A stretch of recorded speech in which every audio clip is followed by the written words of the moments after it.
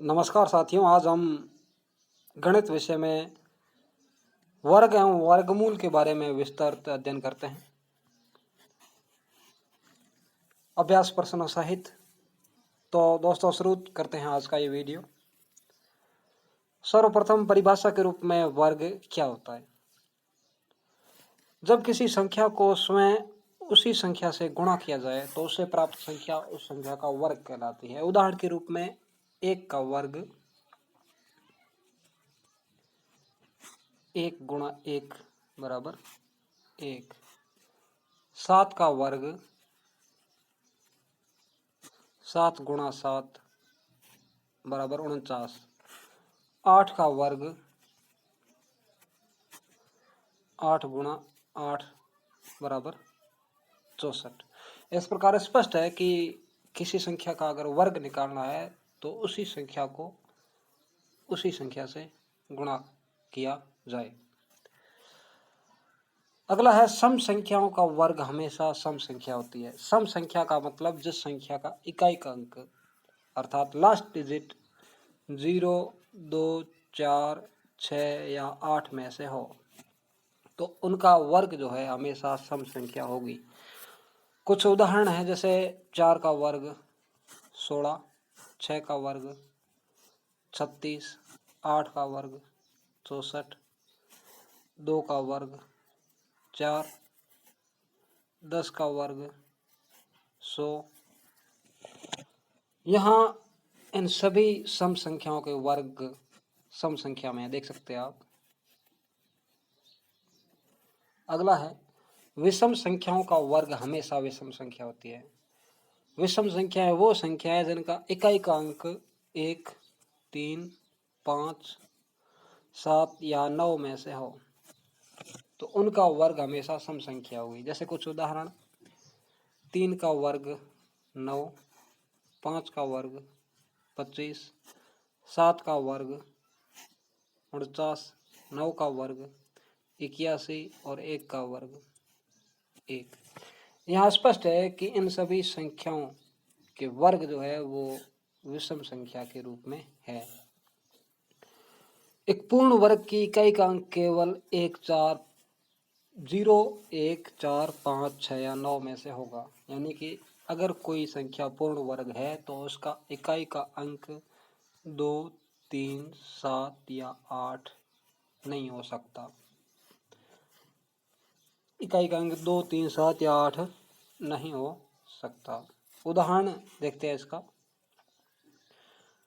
जैसे कि 1 का वर्ग है 1, 2 का वर्ग है 4, 3 का वर्ग है 9, 4 का वर्ग है 16, 5 का वर्ग है 25, 6 का वर्ग है 36, 7 का वर्ग है 49, 8 का वर्ग है 64,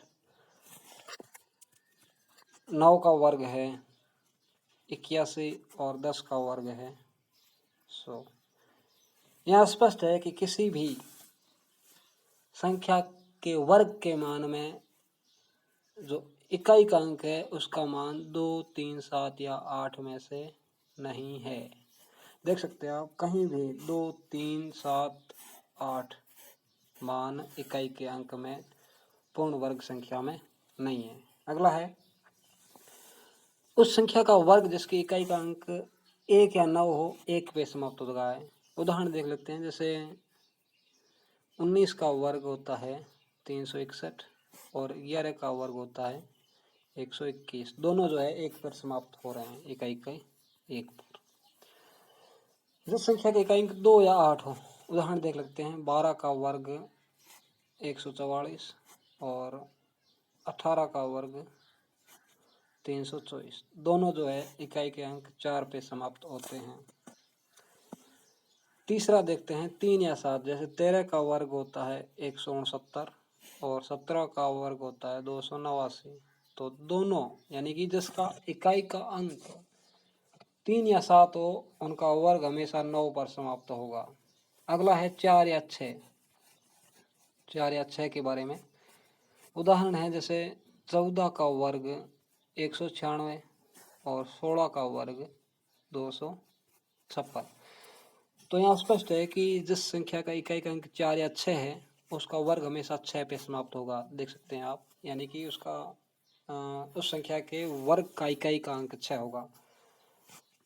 लास्ट है कि जिस संख्या का इकाई का अंक 5 है उसका वर्ग का इकाई अंक भी 5 होगा। जैसे देख सकते हैं आप, 5 का 25, 15 का वर्ग 225 और 25 का वर्ग 625। तो देख सकते हैं सभी में जो है इकाई का अंक 5 है। अगला है संख्या n और n+1 के वर्गों के बीच में 2n प्राकृत संख्याएं। जैसे एक उदाहरण के द्वारा सीखते हैं। जैसे n की जगह में अगर 5 लूँ और n+1 5+1 6 हो जाएगा, तो दोनों का वर्ग 5 का वर्ग 5 स्क्वायर 25 और 6 का वर्ग 6 का स्क्वायर 36। 25 और 36 के बीच में टोटल जो है वो 10 संख्याएं हैं और उसका मतलब ये 2n, या n का मान 5 लिया था तो 2n बराबर 2 पंजे 10 हो जाएगा। 2 पंजे 10। अगला है वह संख्या जिसके अंत में शून्यों की संख्या विषम हो वह एक पूर्ण वर्ग नहीं होती है। जैसे उदाहरण के रूप में 1000। शून्यों की संख्या विषम के रूप में, विषम 1 3 5 7 या 9 11 13 15 इस तरह से वे संख्या विषम संख्या कहलाती है। तो यहाँ शून्यों की संख्याएं 3 है तो ये पूर्ण वर्ग संख्या नहीं हो सकती। जैसे अगर मैं एक संख्या लिखता हूँ जैसे 100, तो 100 एक पूर्ण वर्ग संख्या है या हो सकती है, क्योंकि इसमें कई शून्यों की संख्या जो है सम रूप में है। ये भी जो है वो पूर्ण वर्ग संख्या हो सकती है। अगला है प्रथम n विषम प्राकृत संख्याओं का योग n स्क्वायर से प्राप्त होता है। जैसे 1 3 5 7 9 ये प्रथम 5 विषम प्राकृत संख्या हैं और n स्क्वायर के हिसाब से n के मान 5 है, तो इनका जोड़ जो है n स्क्वायर के हिसाब से यानी कि 5 का वर्ग के हिसाब से 25 होगा। देखते हैं 1 और 3 4, 5 और 7 12 और 9, 12 4 16 + 9 25 हो रहे हैं। तो इस प्रकार स्पष्ट है कि प्रथम n विषम प्राकृत संख्याओं का योग n स्क्वायर से प्राप्त होता है। n स्क्वायर यानी कि प्रथम लगातार जितनी संख्याएं हैं उनको आप n के रूप में लिखेंगे। तो स्पष्ट है। जैसे यहाँ एक और उदाहरण देखते हैं।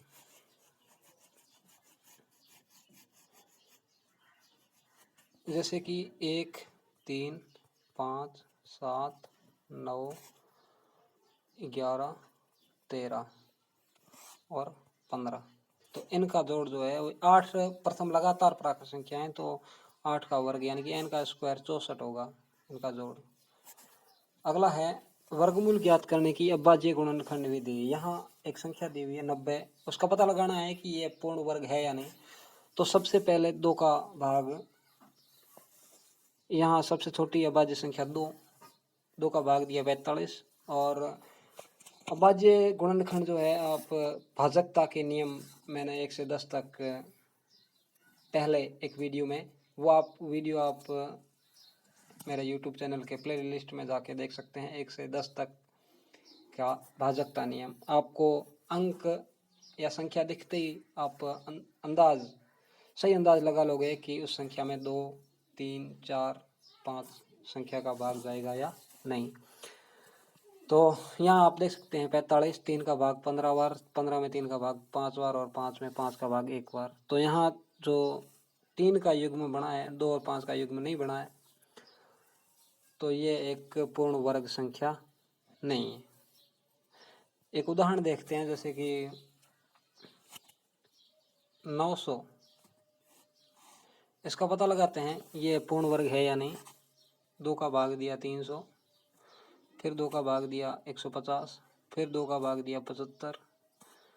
अब 2 का भाग नहीं जाएगा, लेकिन 75 में अंकों का योग 12 हो रहा है तो 3 का भाग जाएगा 25 बार। 25 में अंकों का योग 7 है तो 3 का भाग नहीं जाएगा। 25 में 5 का भाग 5 बार और 5 में 5 का भाग 1 बार। तो यहाँ आप देख सकते हैं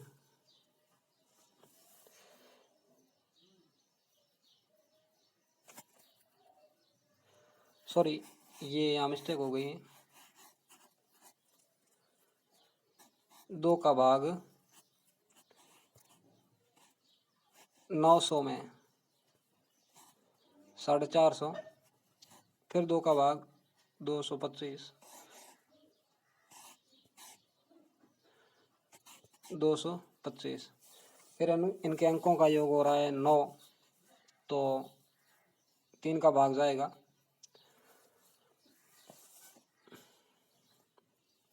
3 का भाग दिया तो उत्तर हो जाएगा 75, फिर 3 का भाग जा रहा है 25, और 25 में 5 का भाग 5 बार, और 5 में 5 का भाग 1 बार। तो यहाँ आप देख सकते हैं युग्म बन रहे हैं। तो प्रत्येक युग्म का एक अंक 2 गुणा 3 गुणा 5, तो 2 गुणा 3 गुणा 5, यानी कि 2 × 6 = 30। 30 का वर्ग है 900 और 900 का वर्गमूल है 30। इस प्रकार आप अभाज्य गुणनखंड विधि द्वारा प्रत्येक संख्या का वर्गमूल निकाल सकते हैं। एक और उदाहरण देखते हैं इसका।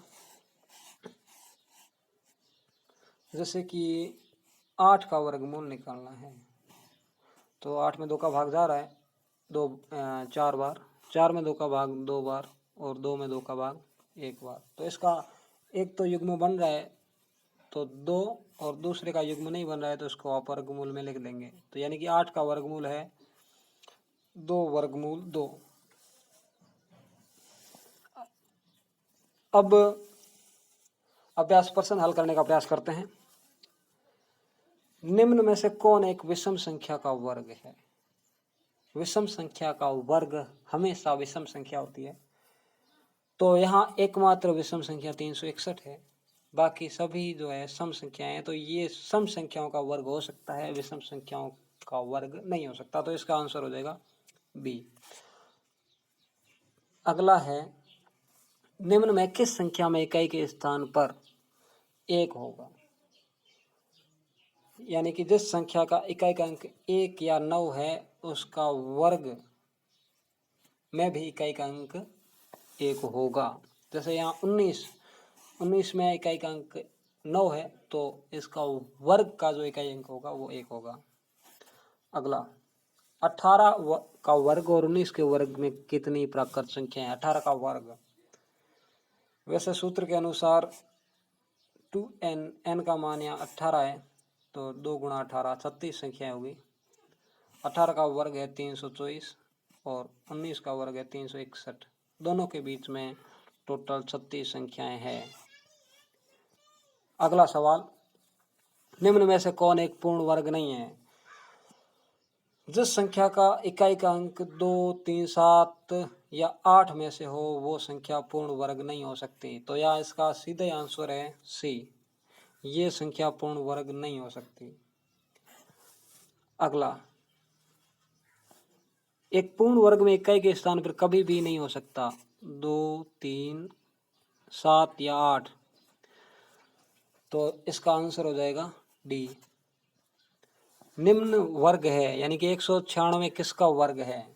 इकाई का अंक 6 आ रहा है तो इन दोनों का हो सकता है। फिर आप गुणा करके देख सकते हैं, 14 का वर्ग 196, ये दोनों ऑप्शन तो होंगे ही नहीं।